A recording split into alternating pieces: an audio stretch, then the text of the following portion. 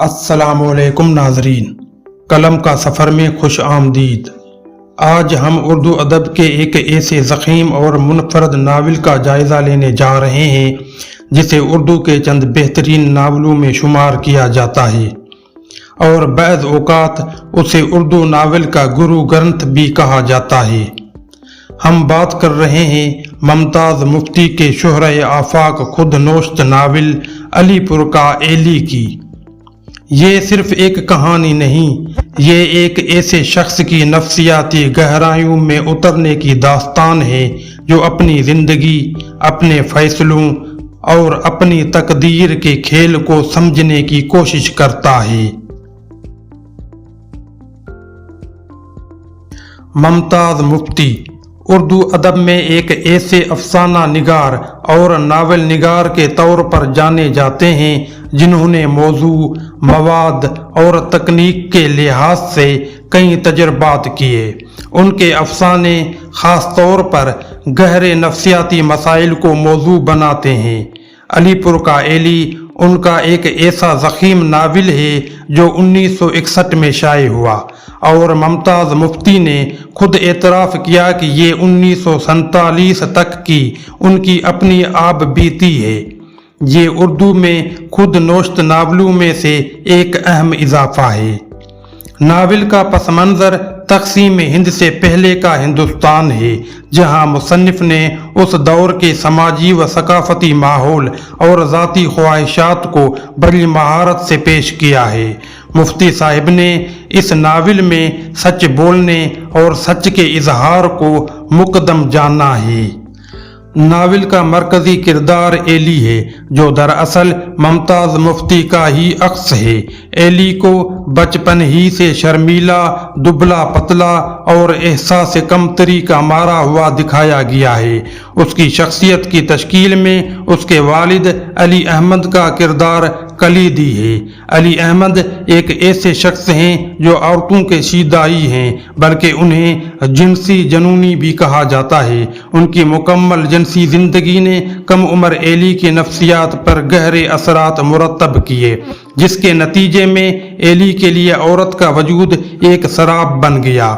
Novel میں ایلی کی اس نفسیاتی کشمکش اور اپنی مردانہ خود اعتمادی کو حاصل کرنے کی تگ و دو کا بیان ہے۔ ایلی اپنی اندرونی دنیا میں جھانکتا ہے، اپنے تعلقات، اپنے محبتوں، اپنے تجربات کا تجزیہ کرتا ہے۔ اس کی کہانی ایک مسلسل تبدیلی کی عکاسی کرتی ہے، جہاں دکھ، غم اور تنہائی زندگی کے نشیب و فراز بنتے ہیں۔ ناول کا ایک اور لافانی کردار شہزاد ہے۔ شہزاد کی شخصیت اور اس کے ایلی پر اثرات ناول کے ایک اہم پہلو ہیں۔ شہزاد کا کردار ایلی کو دنیا کو مختلف انداز میں دیکھنے اور اپنی ذات کو سمجھنے میں مدد دیتا ہے۔ علی پور کا ایلی کئی گہرے نفسیاتی اور فلسفیانہ موضوعات کا احاطہ کرتا ہے۔ خود شناسی اور نفسیاتی تجزیہ۔ ناول ایک شخص کے اندرونی سفر اور اپنی خامیوں اور گناہوں کو تسلیم کرنے اور اپنی جذباتی تجربات کو عقلی کسوٹی پر پرکھنے کی داستان ہے۔ جنسیت اور اس کے اثرات۔ یہ ناول اپنے وقت سے بہت آگے تھا کیونکہ اس نے جنسیت اور اس کی انسانی نفسیات پر پڑنے والے اثرات کو بے باکی سے بیان کیا، خصوصاً ایلی کے والد کے کردار کے ذریعے جو ایلی کی زندگی پر گہرے اثرات مرتب کرتے ہیں۔ روحانی اور صوفیانہ پہلو۔ اگرچہ یہ خود نوشت ہے، اس میں روحانی اور صوفیانہ رنگ بھی ملتا ہے، خاص طور پر ممتاز مفتی کی بعد کی زندگی اور ان کے قدرت اللہ شہاب کے ساتھ تعلقات کی جھلکیاں بھی اس کے بعد کی حصوں میں ملتی ہیں، جیسے الخ نگری میں انسانی تعلقات کی پیچیدگیاں۔ یہ ناول مختلف انسانی رشتوں کی گہرائیوں اور ان میں موجود پیچیدگیوں کو پیش کرتا ہے۔ سماجی تنقید۔ ممتاز مفتی مزاح اور طنز کے ذریعے سماجی رویوں اور ذاتی مسائل پر بھی تبصرہ کرتے ہیں۔ اس ناول کی سب سے بڑی خوبی یہ ہے کہ مصنف نے اپنی زندگی کے تجربات کو نہایت ایمانداری اور بے خوفی سے بیان کیا، جہاں عام طور پر سواہ نگار اپنے آپ کو ہیرو بنا کر پیش کرتے ہیں، وہیں ممتاز مفتی اپنے کمزوریوں کا بھی اعتراف کرتے ہیں۔